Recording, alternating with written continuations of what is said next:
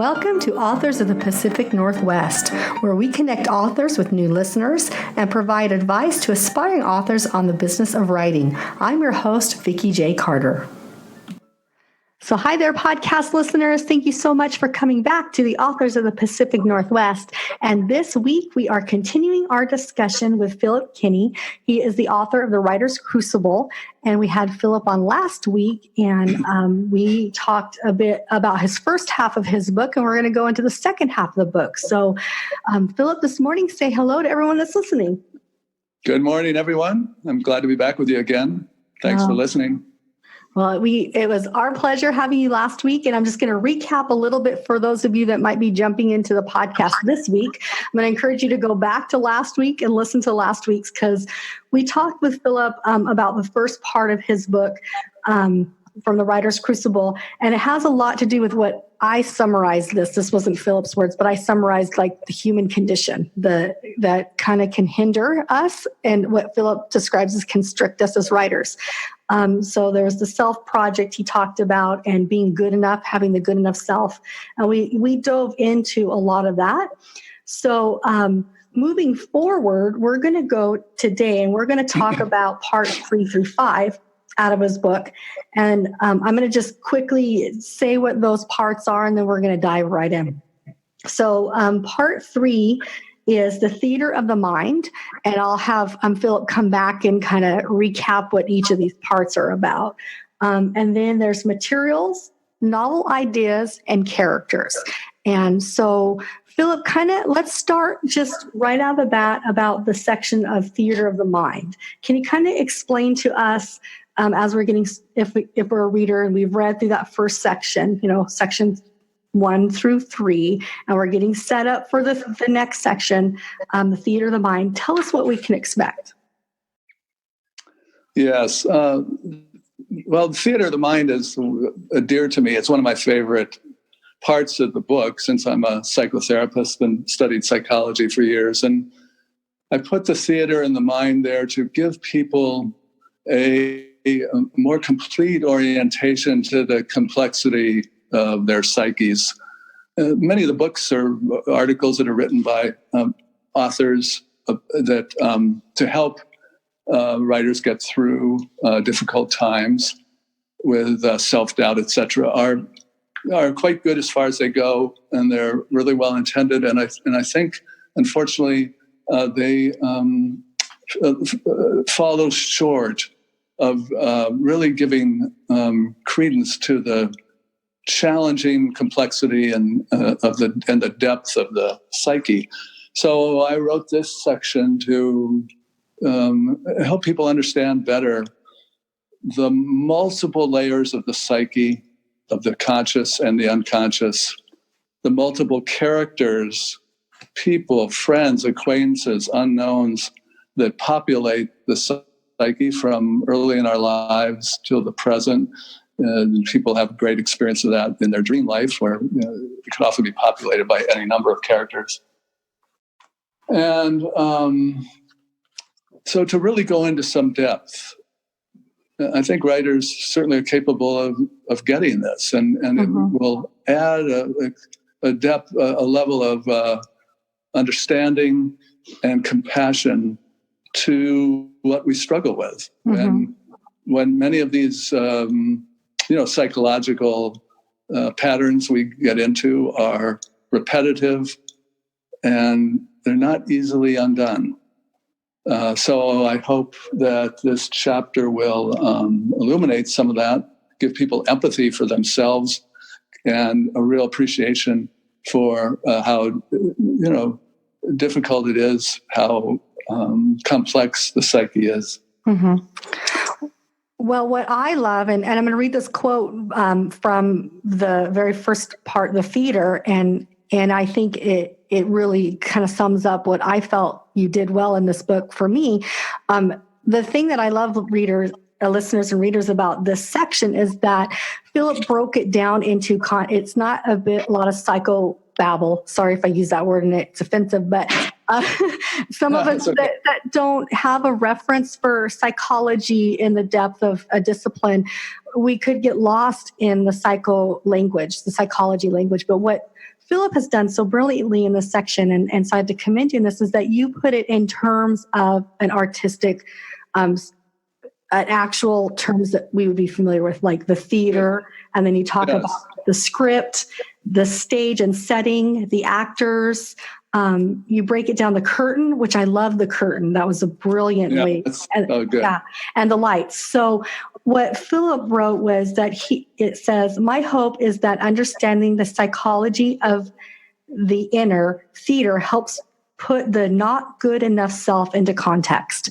So when I read that and then I went through these chapters, it was well enough done for me that I wasn't confused by all of the discipline of psychology. I got it. I was like, that's good to hear. Oh, so this is great. So listeners, I tend to get sidetracked when there's a lot of discussion in a book that's a little, and I love intellectual discussion, but that's not for everybody. So definitely go in and get this book, because I think that how you wrote it was brilliant for all of us laymen. Oh, good. The one part I want to talk about a little bit, and I think this is so paramount. We touched on it a little bit at last episode, but I loved how you put this, because I've always wondered why, for me as a person, I always struggle with people that seem to have a lot of drama in their life, like constant drama, like never ending, right?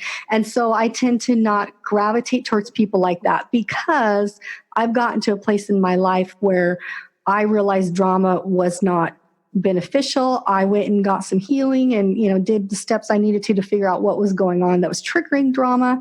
And then I started to raise my kids to not gravitate towards drama, that kind of thing. So now I'm not really interested in that type of lifestyle, I would say. So you have a chapter called Drama, but what I love about it is that drama rhymes with trauma.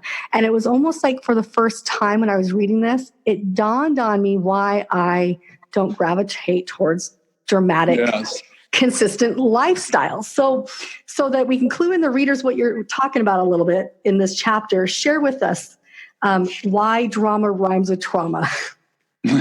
Right. Oh, boy. I know, it's a big one. Yeah. But it's so important. And I know what you mean.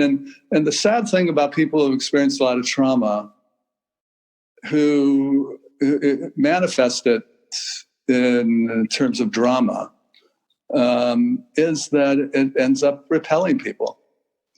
Just like you felt you wanted to stay away from these people. Trauma manifests, simply speaking, in two ways. Usually it's either vastly overly internalized, so it's all in the private world of the person, all the torment, all the fear, the shame, etc. Or it gets externalized. And externalizing trauma is a way of psychic regulation. It's an attempt to unburden the psyche, if you will, by projecting it outwards. It's very difficult to be around, but it's also very difficult for the person who's doing it. But the empathic view of it is that in many ways they're trying their best to regulate and unbearable feelings and fears. Mm-hmm. Does that get to it? That fits. What you're wondering? Absolutely, it fits perfectly. And how you set it up in the book is that, from what I understand, is that we can function in that drama aspect our whole lives, but it can, if we function at that level all the time, it's going to constrict our abilities to be creative. Did I get that right? Well, that's right. And it's creative and/or have good, healthy relationships, nourishing relationships. Because, sadly, the people who manifest drama, generally people, try to distance themselves.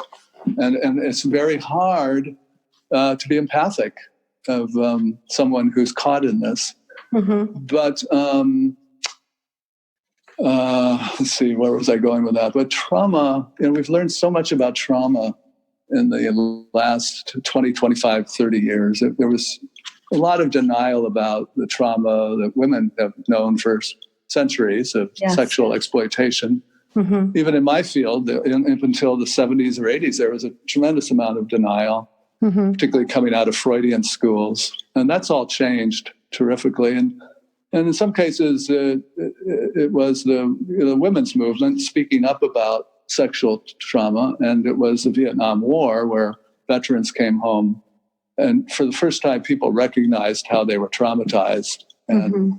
and really did something about it and started studying it. But it's been an enormous amount of study and clinical creativity in learning how to treat trauma. So, let's face it, a number of writers have experienced trauma. Mm-hmm. And I just encourage anybody who has to, if you're struggling with it, to seek treatment. There's mm-hmm. Mm-hmm. Not all therapists are created equal. If mm-hmm. you've had a bad experience, some aren't that great. But mm-hmm. there's just a lot that are, and mm-hmm. it works. Mm-hmm. And it can really, it's not a 100% cure, but there's a lot of relief people can experience, a lot of reduction of constriction. And more important than that, there's a lot of reduction of the fear. The two big fears of trauma are, one, that it will repeat. Mm-hmm. That at any second it can happen again. Mm-hmm. And well, that's not quite right. And any second it will happen again. And people mm-hmm. live with that readiness. Mm-hmm. Some freeze up inside and some create drama to keep it away. Mm-hmm. The second great fear is that the emotional impact of trauma, which again, you have to understand, ordinary things that you and I might consider ordinary emotions can be experienced by someone as traumatic who has gone through trauma. So ordinary feelings are frightful because the person who has experienced trauma fears and believes and feels that those feelings will be never ending. Mm-hmm. They're timeless. Mm-hmm. And once activated, you're stuck in them. Mm-hmm. And therefore therefore strategies, none of which are particularly conducive to either relationships or creative work, are designed to protect oneself. Mm-hmm. Mm-hmm. Yeah, I love it. And there's several podcasts we can go into this, but I want to echo what you said about if you're experiencing trauma in your life and you're listening to this and you have these moments where you're just in the middle of it and you haven't found the person to get, talk to or get help, encourage you to do so and step through and find someone. And like Philip said, not all counselors are the same. I know I have been through several counselors until I found the right one that could speak the language that I needed to hear. Right. That's important to hear. Yeah. Right. And it's okay. At first, I felt like it wasn't okay. And then I was encouraged again and again, find the right person.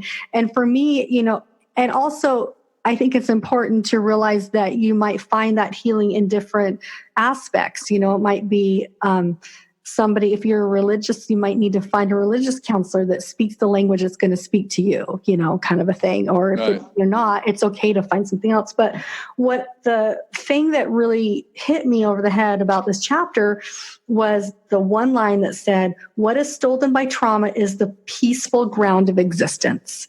Yeah. And being somebody that has lived through and come through the other side of it, not that I don't struggle, but I can definitely clearly give you a definition of the times that I struggled to the time I came on the other side. I did not have that peaceful ground of existence. I felt like I was constantly having to, like you explained, always having to self-preserve myself. And then when you get on the other side, it's a miracle, So I encourage any listeners that might be struggling right now, reach out. Let's find some help, and it'll make your life a lot better in the long run and your relationships better. So. Well, give an example. I worked with a writer who's quite talented, just very, very talented person. And this person was writing a memoir. Mm-hmm. And there'd been quite a bit of trauma in her family, not all of which was a lot of which was emotional and verbal. Mm-hmm. And so as the memoir progressed, every time she got close to speaking the truth, her truth, not the family mythology truth, but her truth about her experience, she got absolutely flooded with fear. And of course, she was breaking a common rule, which is you don't talk about it. Exactly. This stays within these walls. And if you talk about it outside, you're betraying the family, and etc. And so we had to work quite a bit with her to feel that, to be able to experience her feelings, but to also stand in them so that she could ride it through. The problem is people cannot bear the feelings, so they start to dissociate, they try to push them away, etc., which doesn't work, and which really gives power to the expectation of the trauma. And so we worked with her to be able to tolerate her feelings enough to let them ride through, and they will have a life of their own, a beginning, a middle, of an end, and to feel.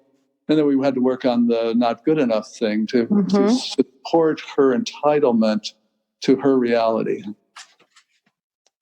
And that gives you a little snapshot maybe of how that can work. It's a perfect snapshot. And especially, and then I'm sure at that point of when she hopefully got to that place, her writing probably broke open and she felt that freedom to write, her truth. She did. She finished the memoir, and she's moved on to other things. Yeah.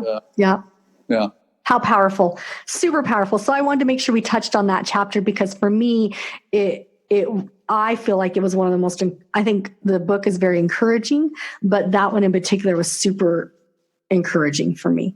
So, well, we also, we think people have to appreciate and have empathy for how bewildering the psyche can be. It can be brilliantly clarifying and illuminating, as it is in our creative work, but it can also be bewildering. So one of my favorite things in this chapter is just a little paragraph on how think of your psychological world as an Escher drawing that has come to life in 3D. Numbers of people are moving up and down stairways that go nowhere and everywhere, that appear and disappear from nothing, that change direction in a flash and don't really lead anywhere. So I just love that, because you look at an Escher drawing and you just see the mind at work. And it's the scrambled mind. It is, and sometimes it feels that there is that scramble and there's all that bumping around in there. So, so wonderful. So let's go into the next section. Is section 4, and it's called materials. And once again, Philip, what I think that is so brilliant about how you've written this is that you really cut out all the huge barrier with psychology discipline and really brought this book down to a writer standpoint. And so in this section, you guys, I found it just fun, because each chapter, Philip talks about instruments and materials that we would use as writers, like the pencil, the writer's desk, the eraser, which I thought was brilliant. And then the paper was so good. I don't want to tell the readers about the paper at the very beginning because it's just too great. And the chair, I was like, I literally stopped and like, this is so smart. You're so smart. So let's break down. We don't have to break down all of them, but which one out of the pencil, the paper, the desk, which one is for you your favorite or your most profound material when you're working with others, or for yourself as you're working through maybe your own self-doubts as a writer? I'm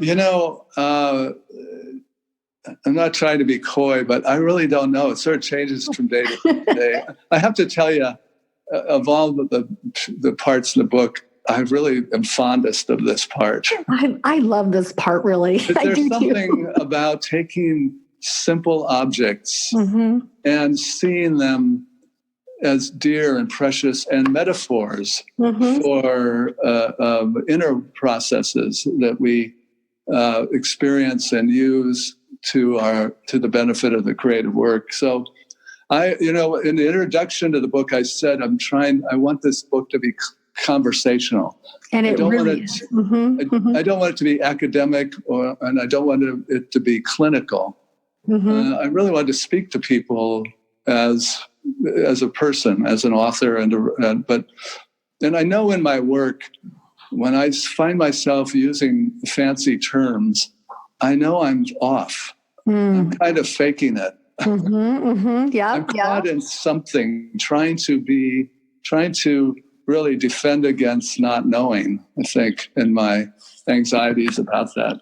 So with this, I have to say, I don't know, I like them all. I really like the pencil. I love the section too. Yeah, I really, really do. From Nasruddin, yeah. And but I don't know. I know what to tell you. I like the paper also. I love the paper. But let's not share that because I really want readers to experience it like I did. So we'll skip the paper. Let's talk about my favorite one that jumped out at me as I was reading this. And I don't know, maybe it's just the space that I'm in working through my process of working on my novel. The writer's desk was the one that really jumped out to me. Okay, great. Yeah. I love the pencil though. So my favorite part about the pencil at the very end, you talked about be as humble as the pencil. And you know, I don't write with a pencil, I write on a keyboard, but I picked up a pencil during that chapter and I'm looking at it while I'm reading it. And I'm like, what a great metaphor. So those of you, when you get this book, make sure you have a pencil handy because I think it's a great analogy of what he wants to share with you. But even if you use a keyboard, which most people do now, it's great to keep a pencil right by your desk. It is. And just pick it up every once in a while and think, gosh, all my ancestors used a pencil. My favorite author is Toni Morrison. And she had 2 kids and worked a day job and came home at night and wrote her books for a while before she got famous with a pencil.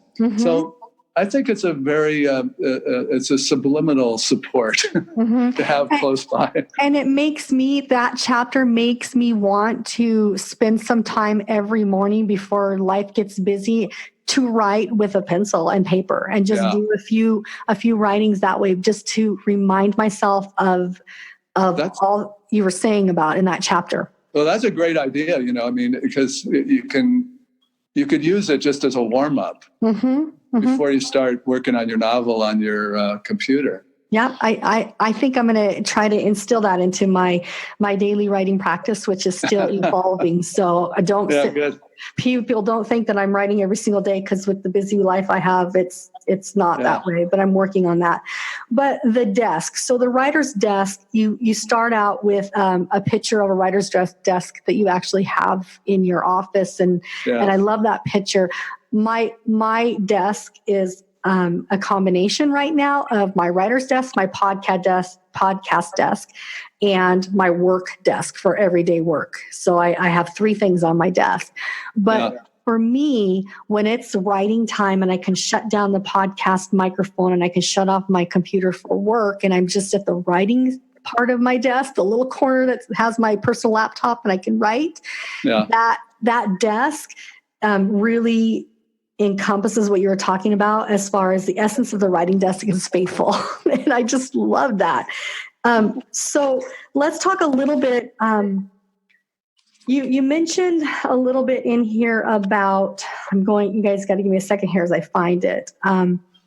You were talking about mothers and dependency and the routine and mothers in the past. And you hope that all of us have great mothers and then, but not all of us did with post-World War II America.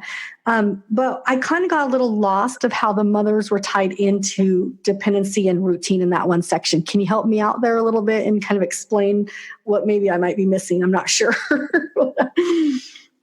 Well, you could say the lap or the breast is the first desk. Okay, I got it. Held. Really, it's the being held and having the regular, dependable routines.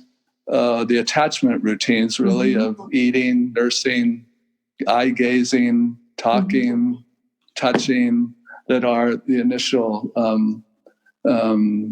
developmental needs of a child to develop a secure sense of attachment and self. And so that holding, the dependency, being able to rely on that holding function initially provided by the mother. But then I think, the desk is a great metaphor for it. It's there every day. Uh-huh.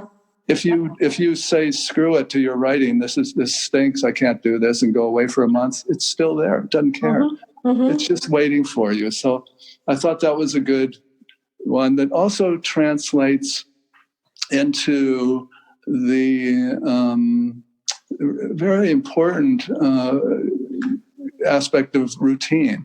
Mm-hmm. And that me as a kid who came of age in the late 60s, I just scoffed at routine. A lot of us just rebelled because it was the routine of conformity and constriction.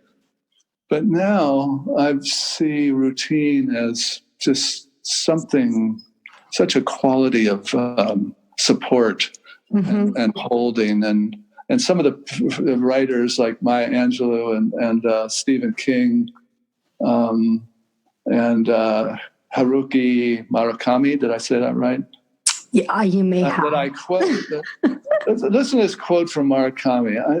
This puts chills on my spine. The repetition itself becomes the important thing. It's a form of mesmerizing. I'm mesmerized to reach a deeper state of mind. Stephen King says, I do repeat these things the same way every day to be a way of saying to the mind, you're going to be dreaming soon. Oh my gosh. I know, it's fantastic.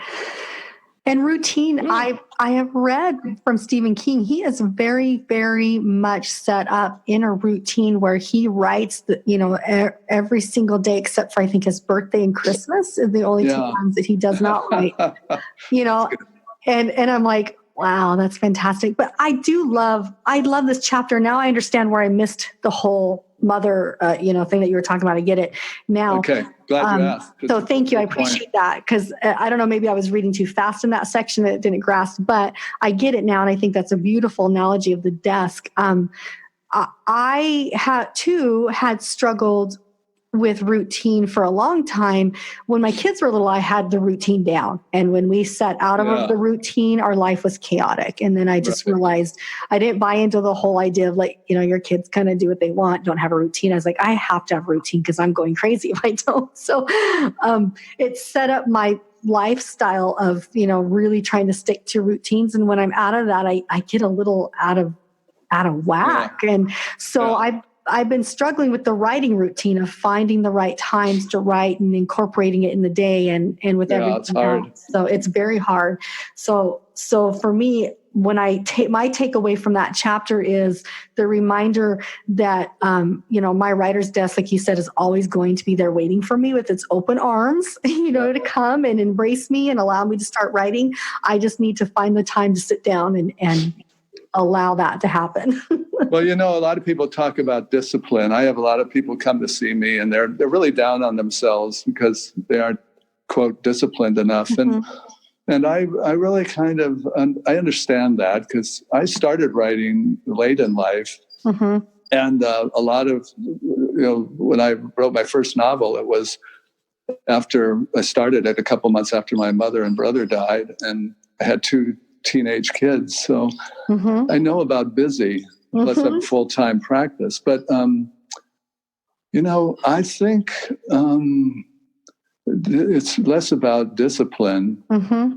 And maybe this is the 60s and me talking again. And it's more about love and want and wanting it. Like I get up at 5 a.m. and I meditate first thing and then I write. Lots of times I'm already writing before I get to the desk because in meditation it's happening. But I get there because I just love it and I want it. And it's not discipline. I'm really not a very disciplined person, I don't think. But it's want. And one of the things that trauma and all these other emotional constrictions inhibit is wanting. And so I try to make sure that I at least write a sentence every day. And even if it's just a sentence, it's good. And it feels like it keeps me tethered.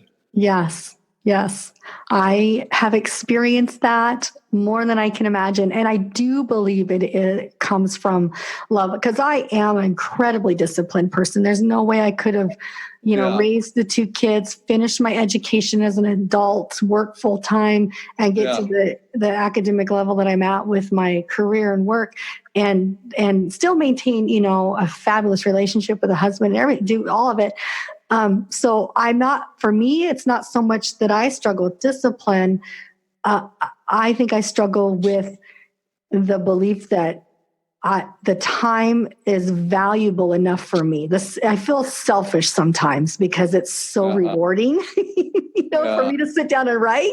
Yeah. And I'm like, there's all these other competing things that need my attention. Yeah, but sure. It's okay for me to sit down and enjoy this writing and this process and embrace it. Because so you made us struggle more with the deserving. Yes, the deserving aspect. I definitely struggle with that. That's a definite one there that I'm working on. And, so I think that's hard for a lot of women and mothers. Mm-hmm. It's a good one to wrestle with. It is. It really is. And it's funny because my husband and I were just talking about it and it has nothing to do with him. It's completely with me, because he absolutely takes care of me the right way, in the sense that he always tells me I deserve. Good. He's a good man. I like the sound of your husband. He really does. He speaks the right things to me, and I hope I do the same for him in return. I bet. So he does that. So it's not that, it's just that, we were laughing about it because our daughters are grown, but when it comes down to, if one of our kids is still sick, they don't live at home with us, but they need me, I will stop and drop everything and go be with them. If it's a competitive sense of me taking care of myself, I will go above and beyond and take care of the kids still to this day. Right. And so he laughs, he goes, yeah, you definitely are a mother in that sense that, Yeah. So remember, every day is Mother's Day. Yeah, exactly. Yeah. So I think we deviated. Let's pull it back into the novel ideas, which I think is enough. Man, the last half of this book was just fantastic. I loved it. So it's good to hear. Yeah. I don't often hear people talk about it in such detail. So it's nice. Well, I read it, so that's important. And that's really what I want to do is, I wanted to read it and then bring you back on so we could have these discussions, and I want listeners to be like, oh, that sounds interesting. I need to read it. So share with us a little bit, with this last part. It's part 5, novel ideas, because you break down once again some metaphors into scribbling, plot, dialogue, and narration, the reader, which I thought was very fascinating, very, very good. I love the reader. Mm-hmm. Yeah, very good. And then genre, and then the last section we'll talk about later is characters. So break down that for us briefly, and reader and listeners, this is just a brief synopsis of how I look at overview of this book. So it's not going to be all conclusive for any means. Yeah. I'll tell you what, it's been so long since I read this that I'm a little dull, but I know I was thinking about, obviously it's a play on words, novel ideas, and just to reimagine ways of approaching our work. Now, the first one is maybe the most obvious. It's scribbling, and it sort of comes from a technique in child therapy developed by some therapists in London a long time ago, that you'd draw an initial line and then let the child take over and draw lines and doodle until something recognizable appeared out of their unconscious, much like a Rorschach drawing. And so I think that I actually do that sometimes when I'm feeling dull. Well, I'll just start to literally scribble, pick up the pencil and scribble, or I'll scribble figuratively with words and just let it rip and not give a hoot. It's sort of like, you take one of those refrigerator poems and throw it against the refrigerator, just see what lands. But just basically to free up the mind from fears or preconceptions about how one should work. Mm-hmm. I do think that the symbolism is so good. So I'm going to read a little bit out of my favorite section, the reader. So we just alluded to that is both our favorite one. Oh, you're going to read out the reader? Okay. Yes, I am. And I'm going to read to you for the listeners, the one section that I love. And I think this really summarizes for me your whole book. And so I'm just going to get started. So it's page 225, Philip, if you have it. Okay, I got it. Okay, so one of my favorite parts is, here's a novel idea, which I love that you set that up. Here's a novel idea. Be kind to yourself. Be a kind reader. I hope you can trust yourself well with kindness and in recognition of goodness of your work. Celebrate before you criticize, something I'm trying to learn. I know this can be hard, but try. I really hope you can be kind to yourself, accepting and affirming. You are a writer. You are precious. They say a dog needs 4 positive words to every negative one. I say you and I use the same kind of treatment. Remember the mantra, good enough, good enough, good enough. Thank God Almighty, I am good enough. And this makes me kind of tear up a little bit because you didn't know this, but when my husband met me, I was only 19 and I never believed I was good enough. And he was older and I was very negative. And so the one thing he taught me early on in our relationship was every time I said something negative about myself or about somebody else, he would stop me and say, now let's think about 4 positive things. To retrain my whole framework of positivity. And to this day, we do it with each other, That's good. And so when I read that, I'm like, oh my goodness, because the belief to be kind to ourselves, and that will help us to be kind to others around us, and also to believe that we are good enough, and I love how you played that in the whole idea of what kind of reader are you? Are you reading yourself correctly? Are you reading others? That kind of thing. So I wanted to share that as being I'm a little emotional, how great that just hit me. I'm like, I told my husband, I go, he just did the 4 positive negatives. That's good. I love it. So do you I don't remember in this chapter, but I think I went into it about the one thing that's kind of staggering to me still with myself and my work and talking to writers is how hard it is to read ourselves, to see ourselves, to recognize what we're doing and the value and to feel good enough. And it's kind of sad at times and bewildering why that is so tricky and difficult, but it is. It really is. And people don't recognize how good they are. No, they don't. and you can sit there and tell half of them, how they are, but it's hard to take it in. I agree with you 100%. One thing, I'm going to jump in here, so I apologize for interrupting. Good. No, it's fine. The thing that I found really powerful, and I don't know if other writers find this or you heard this when you work with writers, I will write characters on characteristics that I know that I don't really recognize them as my characteristics. For example, my female characters will be incredibly strong women. And then when my readers or people read it, they're like, man, that's how I see you, which is funny because I don't always see myself that way. Or they'll say, your character reminds me of you. I think it's almost subconscious that I can't recognize it in myself, but boy, I can create those characters very well. That's a good point. Good point. Yeah. And same with negative characters. I think it's almost easier to, and this kind of sets up this last chapter almost in your book.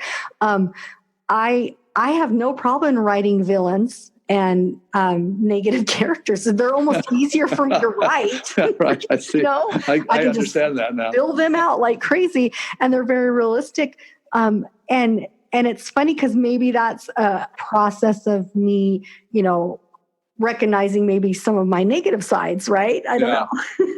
Well, writing is a great way to purge or some of these negative streams that go through us, or to locate them elsewhere so we get a little reprieve. And so you wonder about people who write these horror stories. I know. What their internal world is like, but yeah. Maybe not. Maybe they're the happiest people in the whole world because they've purged themselves of all the horror and terrors in their mind. I don't know. The other cool thing about this chapter I love is, and people, if you read this, there's a bit on this chapter on the reader about a certain wonderful pickpocket in Las Vegas, and the point of the story about the pickpocket is that his mastery is not dependent on his quick hands, but it's dependent on him reading people and reading their maps of reality. And so one of the things that it comes down to in reading yourself is understanding your own maps of reality. As you just shared, there's your negativity. Or in my case, I always felt I was not up to it, not smart enough to be a writer and to put myself out. So these maps of reality are conscious and some are not. So, writing, besides being a wonderful experience of creation, is also a great avenue for self-exploration. And I don't mean just like journaling, but I mean in the act of making a piece of art or a book, you learn a lot about yourself and how you see the world and what the gaps are, what you don't see. Great segue to the very last section, which is, I believe, section 5, characters. And it's actually a little bit of a briefer section than the rest of the book, but I enjoyed it in the sense that I feel like you tied everything in very well to the writer and our villains and editors and how we respond to maybe editors, agents, and publishers, and how that can be profound in our world as writers. Yes. Yeah. So share a little bit about the 3 sections. So you have the protagonist, the villain, and a chapter on editors, agents, and publishers. Can you give us a little bit about those 3 sections? I mean, they're very different, individual, but kind of sum it up for us about characters. Let's see. Well, I don't remember how I came about this. I think I was going to put it in at first, but then it occurred to me, how can you write a book on writing and your self-esteem really without putting in stuff about editors and publishers? And I think I was avoiding it because of my terror and disdain for editors. I have it too, so I'm very terrified of that process. Starting with Mrs. Simmons, my 7th grade English teacher, who was sadistic enough to make us read David Copperfield in 7th grade. I was just a basketball jock, and I didn't, what the heck is this? I couldn't begin to comprehend David Copperfield, and so we had to write a paper on it, and I'm sure it was just mishmash, and it came back. I remember it was such a terrible moment. I got a D on it, and it really looked like she'd had a serious nosebleed over the paper. I've had a few, all this red ink. Trust me, I have had a few of those myself growing up. I had actually one teacher. Novel, I begged my editor to edit it in green ink. Yeah, well, there is a very psychological aspect of the red and the green ink, and so in higher education now, we have been trained for years that with adult students, you never use red pen ever because of the psychological connotation that's with it. You always use green when you're working. Yeah, so you're right in that, and that was very smart for you to ask your editor to use green because of those experiences we have with children, where we are very edited heavily in our work. It will totally derail us. And I work with students all the time that have huge fears of writing or huge fears of math because of those childhood experiences in school. So you're right on with that. Green ink. Well, I'm not sure it helped all that much, but it probably helped some. I kept writing it. But, a lot of these things about editors and stuff are really projective mirrors where the villains, the editors, the publishers, they really they speak to our fears, and they speak to aspects of ourselves that maybe we need to work with, aspects of ourselves that are rejecting towards our work, or say, let's take an agent, the idea of an agent. Now, to me, that speaks to the difficulty that a lot of authors have, including myself, to the point where when I published Radiance, I really didn't do much publicity at all. I just thought the world would come to me. But it's very hard for me to advocate for myself, to publicize, to reach out to, for say, a reading, or to speak at a conference. Those are difficult. So, that's a very, very common thing. And I hope you know, it's for authors, all the authors that I've interviewed in the last year. It's the one thing that we talk about a lot, is that self-promotion for us is so challenging and getting even to the point of doing public readings or book signings or soliciting yourself towards agents or publishers. That's where a lot of authors will stop. Writing is beautiful. Let's write all day. But having to step out there, that's so hard to self-promote. And I'm the same way. People don't believe that because I naturally do it, but I do it because I've been trained to do it for work so often. But it's challenging. And that agent part is very scary.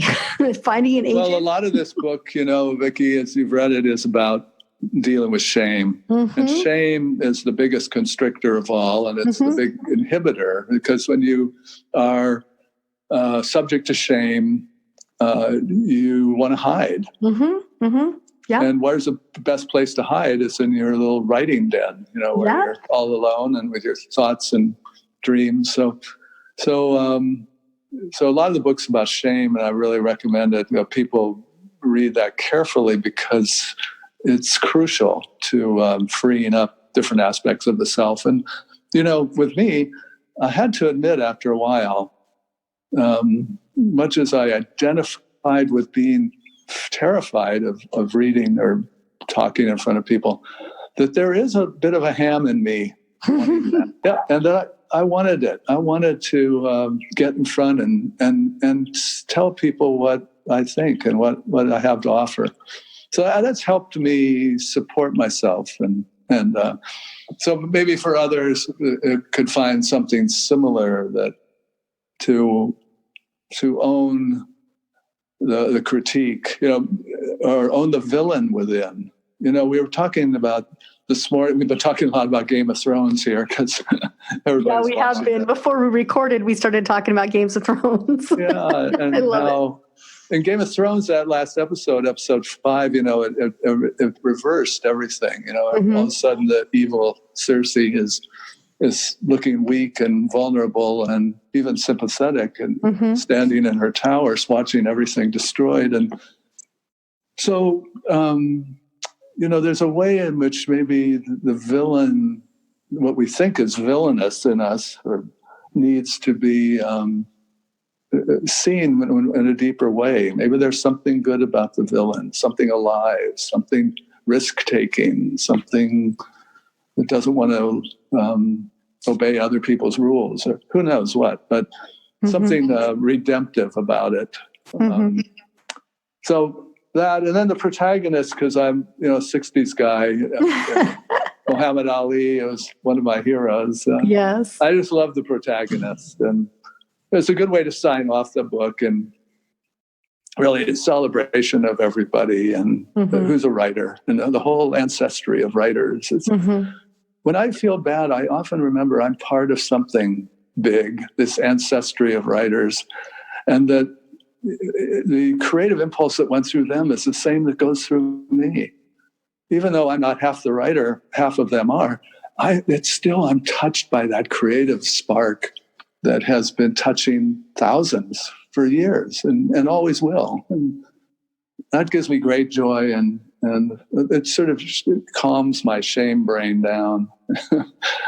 And I think that's one of the most powerful messages in this book that I took away too, is that ancestral aspect, because it is so powerful when you can embrace that. And maybe you only wrote one sentence today, but you were a part of this huge picture, right?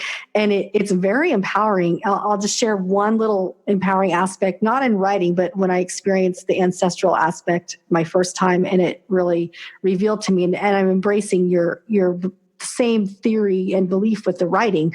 And then I'm going to have one request for you before we go, because you're going to love it. I think you'll like how we're going to end this. But so for me, when I had my first daughter, when I gave birth to her, I had, the minute she was born, I had a beautiful natural childbirth situation. It was one of the most spiritual moments of my life. My husband and I had the most amazing spiritual experience giving birth to her in a hospital setting, that even the nurses, they didn't get in our way. And the doctor, they really sat back and let us have that moment during birth. It was beautiful. And the minute she was born, I literally had a vision of all my ancestral females standing at the end of the bed, ushering me with their arms open into womanhood. And I talk about that often with my kids and my husband, because it really, I felt for the first time the most empowering experience of my ancestors. And it was brilliant. I think this is so crucial.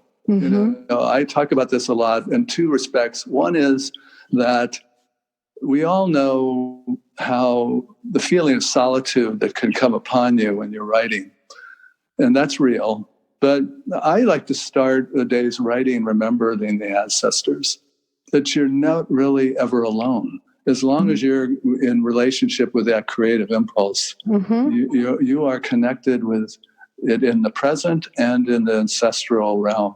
Mm-hmm. And the other thing I do, one of the big problems with writing is getting out of your own way. Mm-hmm. Oh, boy. I think a great, right. and I refer back to the self project of last week's discussion. Yes, exactly. But a really nice little simple exercise for writers to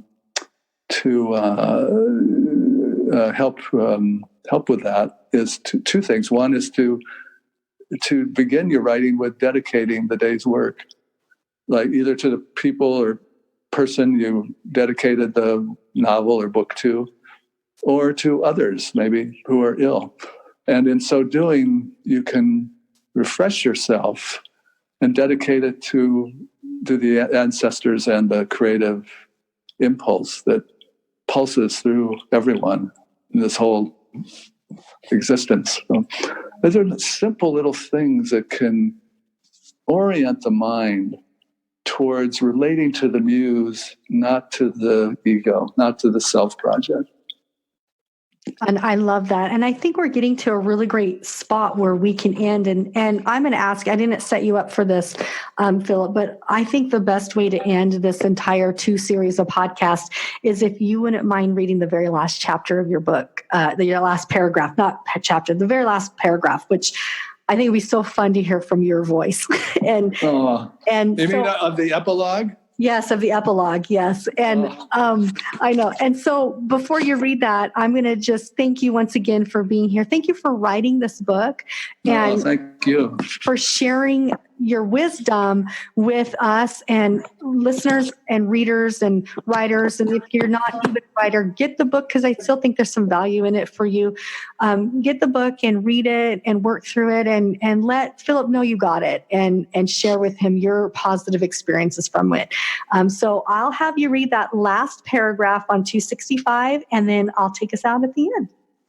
So you want me to start from Time to Go? Yes. I think that's perfect. All right. Time to go, but I don't want to go, but you must. As Baby Suggs said, the trouble with the white man is he don't know when to stop. Time to put it down. After all these words, I hope what you take away will fit in the palm of your hand. Practice kindness in all directions, and remember, you are precious. No matter what comes your way, you are good enough. Write on and be encouraged. Namaste. Yes, thank you. What a perfect way to end this podcast. And Philip, thank you so much for not only sharing this work with me, but befriending me in my process. Oh, great. And listeners, don't forget that he's going to be at a conference in September up north in Seattle. So make sure you get into the conference. And if you go see him, make sure you tell him you heard him on the podcast. Yeah, please come introduce yourself. Philip, thanks again. And I really appreciate you spending the time with us in 2 episodes. Been a pleasure. Thank you, Vikki. Thank you for listening to the podcast. We hope you enjoyed the episode as much as we did. Follow us on social media and sign up for our newsletter where you can be entered automatically each month to win a signed free copy of a book from an author that's appeared on the podcast. You can find out more at our website, www.squishpen.com.